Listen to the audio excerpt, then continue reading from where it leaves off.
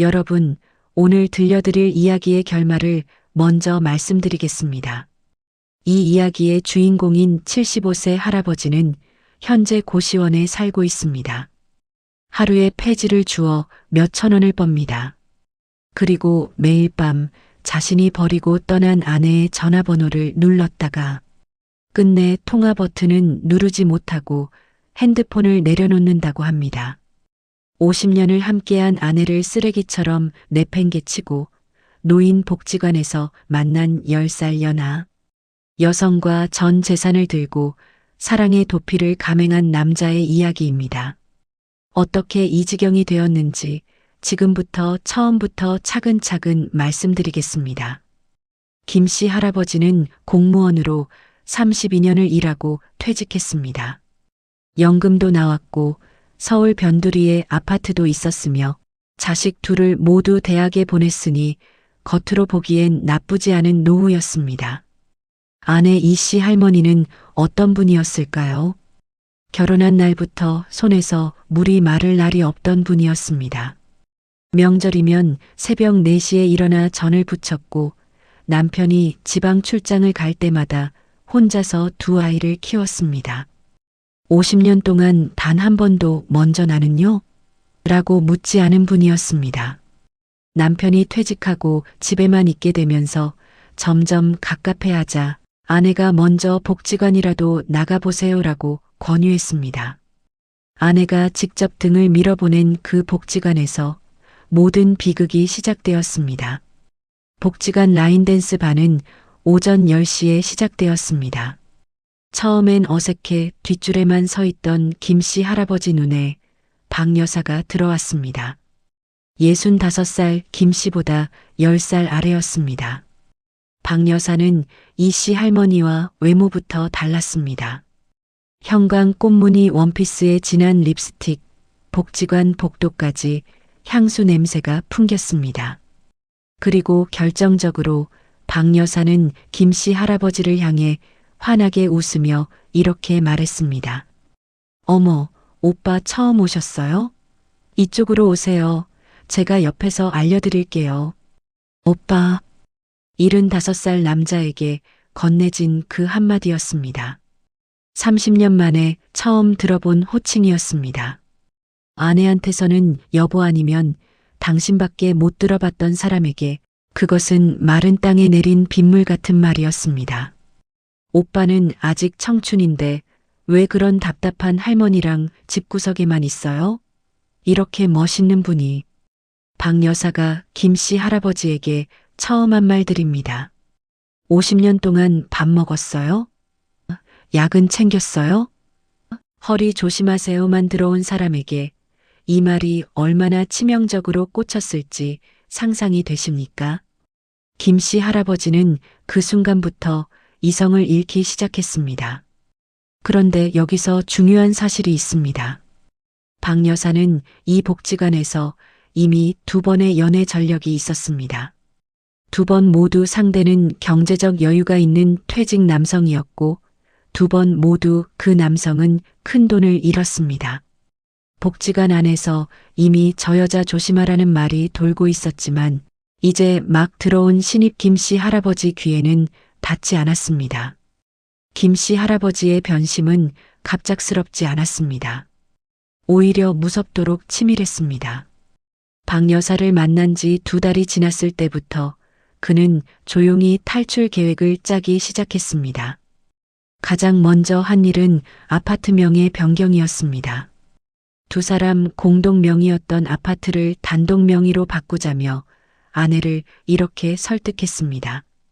여보, 노후 자금을 좀 더 효율적으로 굴리려면 명의를 하나로 합치는 게 낫다고 하더군요. 세금 문제도 있고 그냥 도장 한 번만 찍어주세요. 50년을 믿고 산 남편이 하는 말이었습니다. 이 씨 할머니는 의심 없이 도장을 찍었습니다. 그리고 2달 뒤 그 아파트는 급매로 팔렸습니다. 그 사이 김 씨 할아버지는 박 여사와 함께 살 집을 이미 계약해 두었습니다. 경기도 외곽의 조용한 전원주택이었습니다. 가출을 앞두고 몇 주 동안 매일 짐을 조금씩 빼돌렸습니다. 그리고 아내가 시장에 간 어느 오후 나머지 짐을 챙겨 집을 나갔습니다. 식탁 위에는 쪽지 한 장만 남겼습니다. 찾지 마라. 나는 내 인생의 진짜 사랑을 찾았다. 이혼 서류는 변호사를 통해 보낼 테니 도장을 찍어라. 시장에서 돌아온 이 씨 할머니가 이 쪽지를 발견했을 때 그 자리에서 한동안 움직이지 못했다고 합니다. 50년이 쪽지 한 장으로 끝났습니다. 자식들이 달려왔습니다. 어머니의 전화를 받은 큰딸 수진 씨가 가장 먼저 달려왔습니다. 쪽지를 읽은 수진 씨의 손이 떨렸습니다. 곧바로 아버지 핸드폰에 전화를 걸었습니다. 몇 번의 신호 끝에 아버지가 받았습니다. 수진 씨는 참고 싶었지만 참아지지 않았습니다. 아버지, 지금 이게 무슨 짓이에요? 어머니가 쪽지를 들고 서 있어요. 당장 돌아오세요. 그러자 아버지의 목소리가 들려왔습니다. 수진아, 아버지가 결정한 일이야. 너희는 신경 쓰지 마라. 전화가 끊겼습니다. 수진 씨는 그 자리에서 엉엉 울었습니다. 그러다 눈물을 닦고 핸드폰을 들었습니다. 남동생 재훈 씨에게 전화를 걸어 상황을 설명했고 재훈 씨는 그날 밤 바로 상경했습니다. 남매가 어머니 앞에 앉아 이야기를 나누다가 통장 내역을 확인했습니다. 아파트 매각 대금과 적금, 비상금까지 몽땅 사라져 있었습니다. 수진 씨가 소리쳤습니다. 아버지가 미쳤어. 진짜 미쳤어. 재훈 씨는 말없이 핸드폰을 들고 아버지에게 다시 전화를 걸었습니다. 이번에는 아버지가 받지 않았습니다. 아버지를 찾아가야 하는지, 경찰에 신고해야 하는지, 변호사를 먼저 선임해야 하는지. 어머니는 충격으로 밥도 못 드시고 있었고 자식들은 분노와 당혹감 속에서 아무것도 결정하지 못한 채 그날 밤을 보냈습니다. 사흘 뒤 재훈 씨가 아버지의 행방을 수소문 끝에 찾아냈습니다. 복지관 지인을 통해 경기도 외곽 전원주택 주소를 알아낸 것입니다. 재훈 씨는 어머니께는 알리지 않고 혼자 찾아가려 했습니다. 그런데 수진 씨가 나도 간다고 했고 결국 두 사람이 함께 차를 몰았습니다. 그런데 문제가 생겼습니다. 어머니 이 씨 할머니가 몰래 따라온 것입니다. 자식들이 무언가를 숨기며 서두르는 것을 눈치채고 차 뒷좌석에 이미 타 있었습니다. 재훈 씨가 어머니 안 됩니다. 내려 계세요라고 했지만 이 씨 할머니는 꼼짝도 하지 않았습니다. 나는 간다. 내 남편 있는데 내가 못 가는 게 어디 있어. 전원주택 앞에 차가 섰을 때 마침 박 여사가 장을 봐 돌아오던 참이었습니다. 장바구니를 든 채 대문 앞에 서 있는 박 여사와 차에서 내리는 이 씨 할머니의 눈이 마주쳤습니다. 이 씨 할머니가 천천히 걸어갔습니다. 그리고 박 여사 앞에 서서 조용하지만 떨리는 목소리로 물었습니다. 당신이 박 여사요? 박 여사가 당황한 얼굴로 뒤로 물러서며 말했습니다.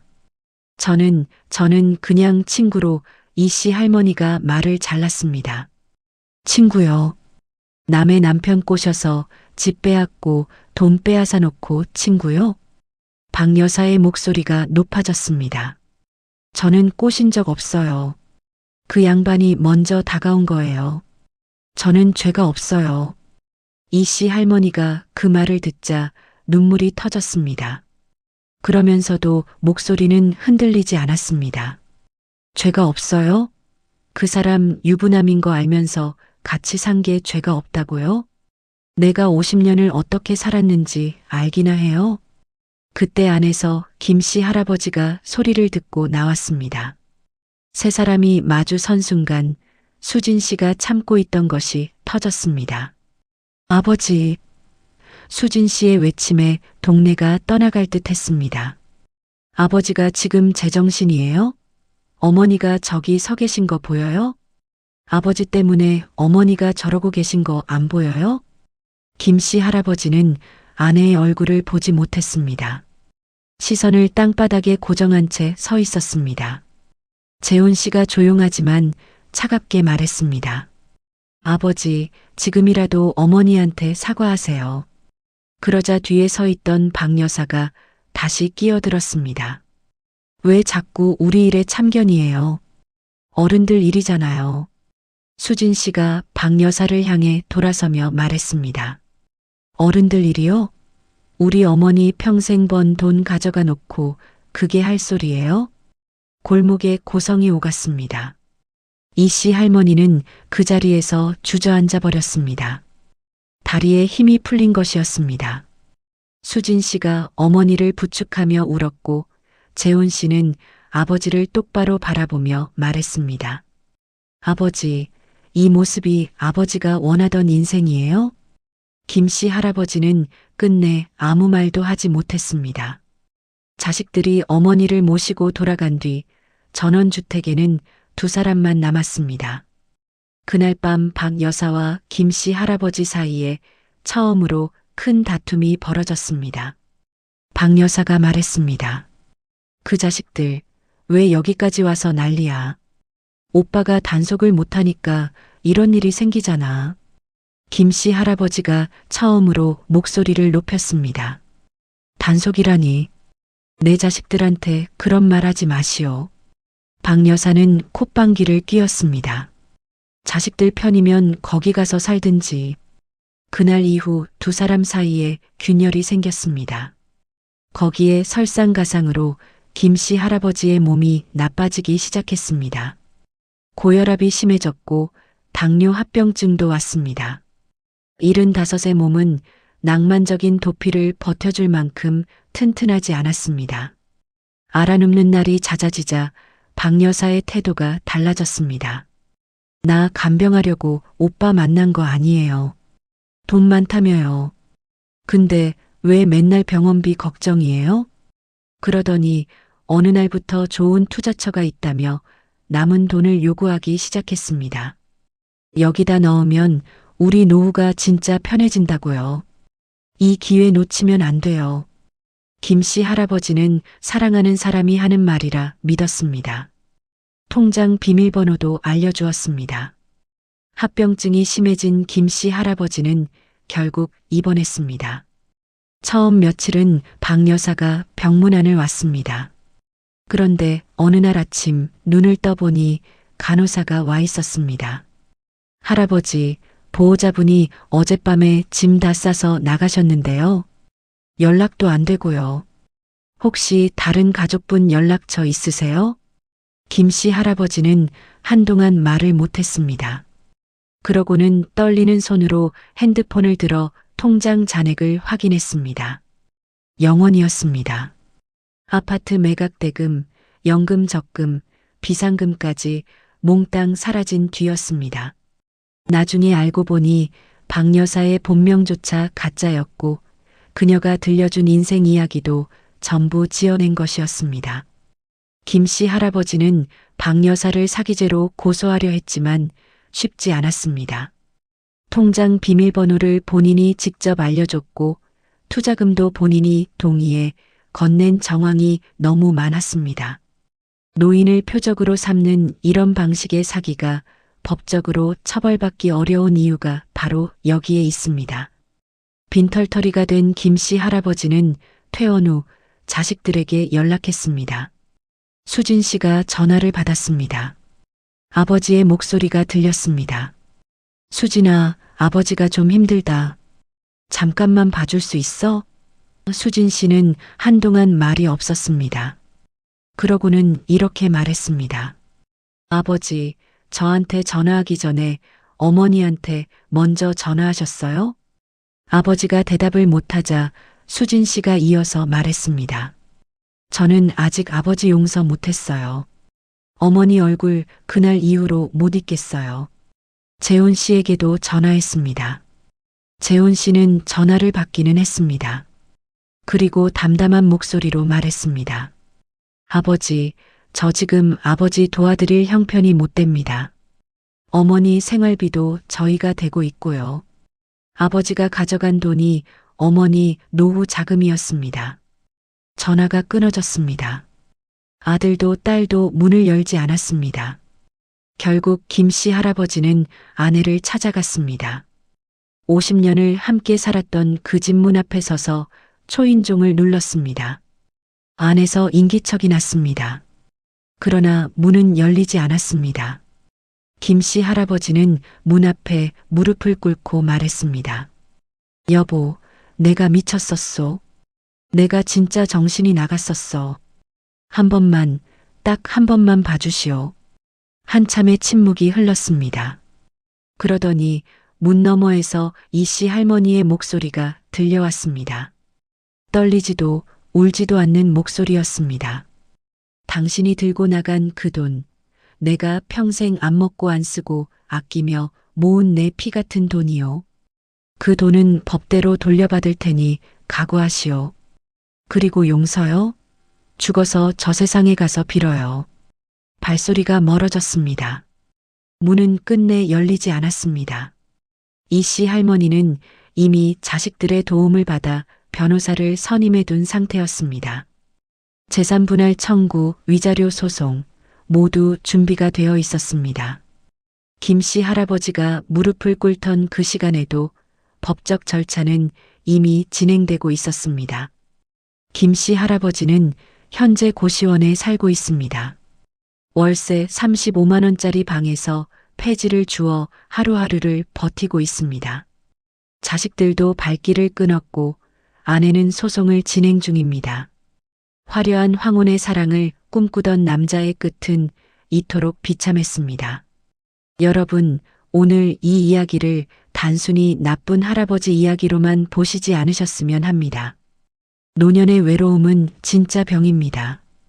퇴직 후 역할을 잃고 존재감을 잃고 아무도 내 이름을 불러주지 않는 것 같은 그 공허함이 사람을 얼마나 이상한 방향으로 이끌 수 있는지 이 이야기가 보여주고 있습니다.